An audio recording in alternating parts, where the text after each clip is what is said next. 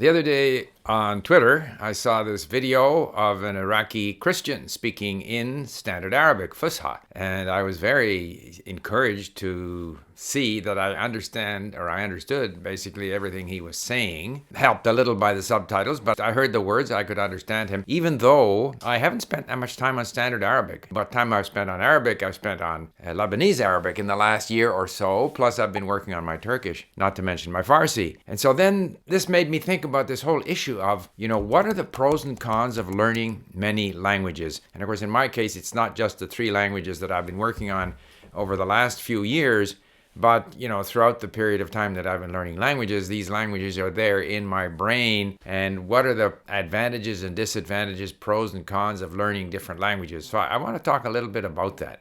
First point is, to me, learning a language is not just about being able to say a few things to someone, say, in a restaurant or in a store or whatever. It's more about learning about those languages, the history behind those languages, the cultures and so forth. It's a form of discovering the world that I live in, people who share this planet with me, while I'm here sort of alive. So to that extent, obviously, the more languages I learn, the more doors open up, the more things I learn. And going back to this Iraqi Christian, what's the history of the Christians in Iraq? Well, it turns out they're one of the oldest Christian churches in the world, which is not surprising since Christianity began in the Middle East and spread eastward before it spread westward. Also, when you talk about Iraqi Christians, you're talking about Iraq, you're talking about a part of the world that was under the Sasanian or Persian Empire for a long time. So it brings you into that Persian world, which I've also been learning about. So I'm just kind of stressing the fact that discovering different languages is about discovering so many different things that obviously the more you have, the more languages you have, the more different things you learn about,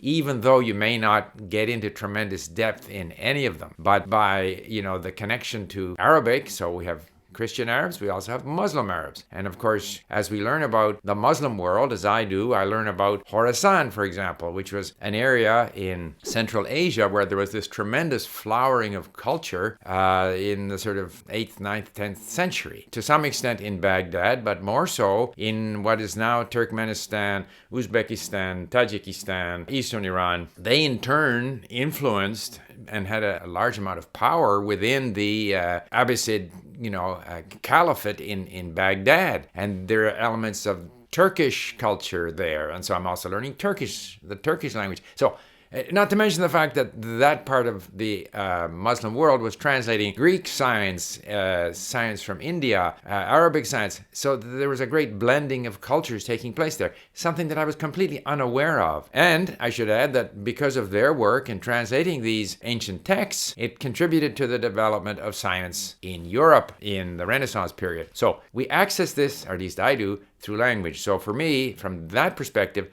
the more the merrier. However, what about from the point of view of learning languages? What are the advantages and disadvantages of having many languages in your brain or trying to learn them?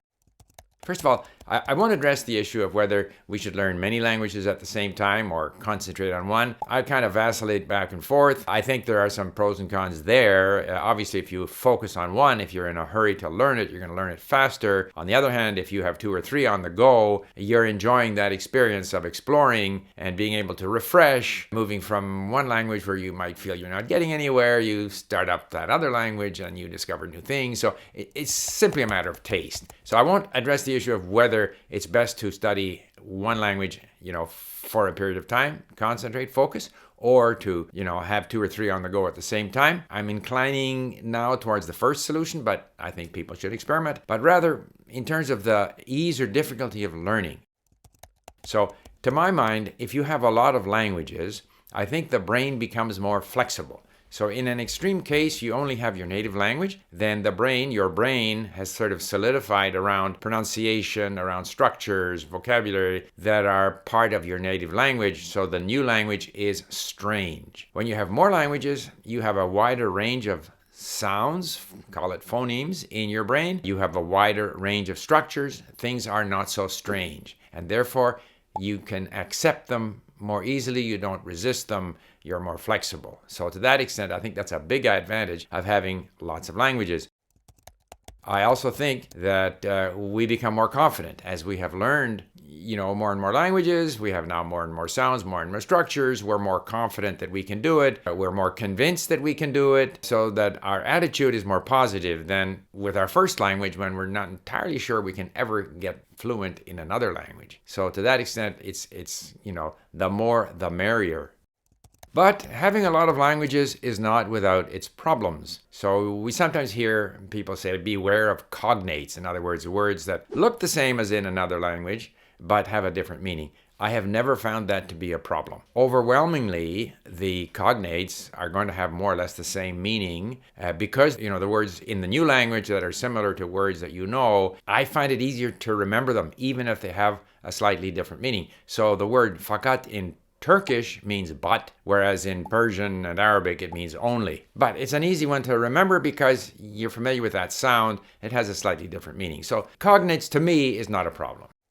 The bigger problem, though, is the interference from languages So when I am struggling to say something, I find myself in my Turkish discussions, I often say, and very often I'll say enfin from French, which is kind of like, so enfin. And I'll just say enfin because there's some pressure to say something in a foreign language. I say enfin. I found, based on my research, that if we have many languages in our brain, they're there all the time. So this one researcher pointed out that, and he's Belgian, so if he's speaking English and he uses the word dog, but the word chien is still there. So there is a need when we're speaking a new language to suppress the words or structures that don't belong. And apparently that's a big part of what we do. When we go to speak in a new language, we trot out words that come to mind. We trot out structures that we're confident that we can use because we've used them before, but at the same time we have to suppress. We have to suppress things that don't belong. Those things might be from our native language, but very often they're from an unrelated language.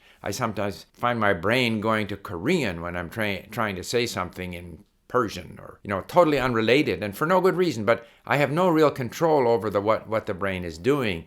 So this need to suppress things that don't belong could be a bit of a pitfall when you have a lot of languages bouncing around in your brain.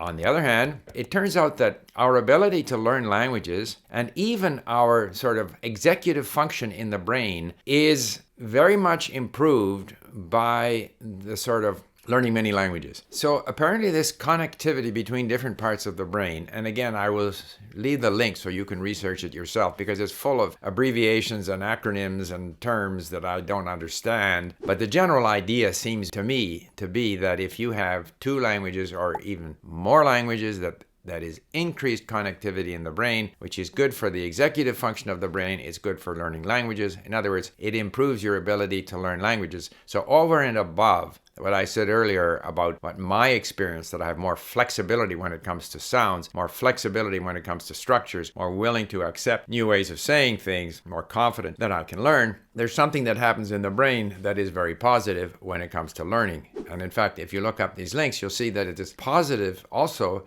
in terms of maintaining the health of your brain. And if that is true for bilinguals, I assume it's got to be at least true and perhaps more so the case with multilinguals. So if you have a lot of languages in your brain, yeah, there could be some interference, maybe more interference because you have more languages there, but it does improve your ability to learn languages, to produce the utterances in the new language, and it has a healthy effect on your brain, it turns out. However, as with so much in language learning, I can't prove that learning many languages makes you a better language learner, that it's better for your brain. Obviously, if I see studies that come to those conclusions, I feel happy and I share them with you, and it may or may not be the case. It doesn't affect my attitude when I learn a language. When I learn a language, overwhelmingly, I try to enjoy what I'm doing. So if I feel like moving to a new language, I move. If I feel like spending more time, say, at LingQ, this morning, for example, I was going through the sentence mode, rearranging the sentences, the words in sentence mode, and then, because it's easier to write Turkish than to write Arabic, and where I have sort of resisted writing in Arabic or Persian, in Turkish is not difficult because it's the Latin alphabet. So I found myself now trying to write by hand those very sentences that I had gone through in sentence mode. So again, I found it enjoyable. So if it's enjoyable, I'm happy doing it. I'm, acquiring fewer words, and I've always said that the key battle is to acquire more words, but you also have to focus in on,